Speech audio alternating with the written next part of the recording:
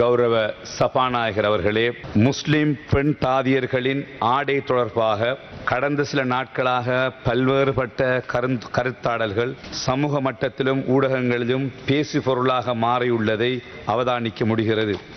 கடந்த சில மாதங்களாக தேசிய தாதியர் பயிற்சி பாடசாலையிலும் வேறு சில வைத்தியசாலைகளிலும் இதற்கு அனுமதி மறுக்கப்படுகின்ற ஒரு சூழ்நிலையை நாம் அறிகின்றோம். இது தொடர்பாக தங்களது அமைச்சினூடாக ஒரு சுற்றி நிறுவனம் ஒன்றை சம்பந்தப்பட்ட திணைக்களங்கள் நிறுவனங்களுக்கு அனுப்பி நமது கலாச்சாரத்தை பாதுகாக்கும் வகையில் ஆடைகளை அணிவதற்கு முழுமையாக நடைமுறைப்படுத்தும் நடவடிக்கை எடுப்பதில் கேட்க விரும்புகின்றேன்.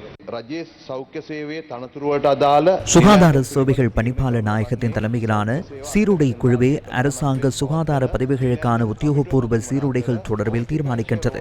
தனியார் வைத்தியசாலையில் பணியாற்றும் தாதியர்கள் தொடர்பில் இந்த குழு கவனத்தில் கொள்ளாது.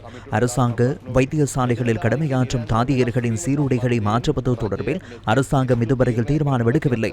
யாரேனும் ஒருவருக்கு சீருடைகளை மாற்ற வேண்டிய தேவை இருப்பேன் உத்தியோகபூர்வ குழுவுக்கு அது தொடர்பான யோசனைகளை முன்வைக்க வேண்டும். அரசாங்கம் இதுவரையில் அவ்வாறான தீர்மானத்தை எடுக்கவில்லை என்பதை கூறுகின்றேன்.